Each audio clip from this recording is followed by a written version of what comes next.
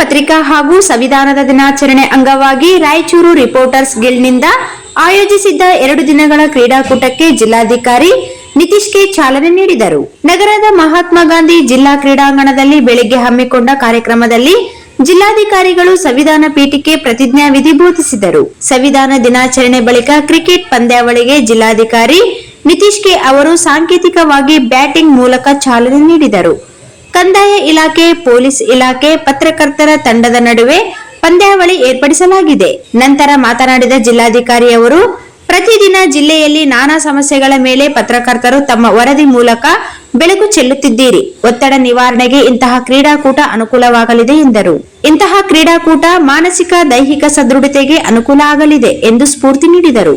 ಅಧ್ಯಕ್ಷತೆ ವಹಿಸಿದ್ದ reporters guild ಅಧ್ಯಕ್ಷ ಚೆನ್ನಬಸವಣ್ಣ ಮಾತನಾಡಿ, 2001ರಲ್ಲಿ ಸಹಕಾರ ಸಂಘದಲ್ಲಿ ನೋಂದಣಿಯಾದ ಗಿಲ್ಡ್ನಿಂದ ಪತ್ರಕರ್ತರ ಕಲ್ಯಾಣಕ್ಕೆ ಒತ್ತು ನೀಡಲಾಗಿದೆ. ಜನಪ್ರತಿನಿಧಿಗಳು ಅನುದಾನ ನೀಡಿ ಪ್ರೋತ್ಸಾಹಿಸಿದ್ದಾರೆ. ಸುದ್ದಿ ವಿಚಾರದಲ್ಲಿ ಅಧಿಕಾರಿಗಳ ಜೊತೆ ಸಂಘರ್ಷ ಇರಬಹುದು. ಗಿಲ್ಡ್ನಿಂದ ಪತ್ರಕರ್ತರ ಅಪಘಾತ ವಿಮೆ ಅನಿವಾರ್ಯ ಅಗತ್ಯಗಳಿಗೆ ಸಹಾಯಧನ ನೀಡುತ್ತಿದೆ ಎಂದರು. ವೇದಿಕೆ ಮೇಲೆ ತಹಸೀಲ್ದಾರ್ ಸುರೇಶ್ ವರ್ಮಾ, ಡಿವೈಎಸ್ಪಿ ಪ್ರಮಾಣಾನಂದ ಗೋಡ್ಕೆ, ಯುವಜನ ಸೇವಾ ಕ್ರೀಡಾ ಇಲಾಖೆಯ ಉಪನಿರ್ದೇಶಕ ಈರೇಶ್ ನಾಯಕ್, ರಾಯಚೂರು ರಿಪೋರ್ಟರ್ಸ್ ಗಿಲ್ಡ್ ಪ್ರಧಾನ ಕಾರ್ಯದರ್ಶಿ ವಿಜಯ್ ಕುಮಾರ್ ಜಾಗಟ್ಕಲ್, ಹಿರಿಯ ಪತ್ರಕರ್ತ ಕೆ ಸತ್ಯನಾರಾಯಣ ಉಪಸ್ಥಿತರಿದ್ದರು.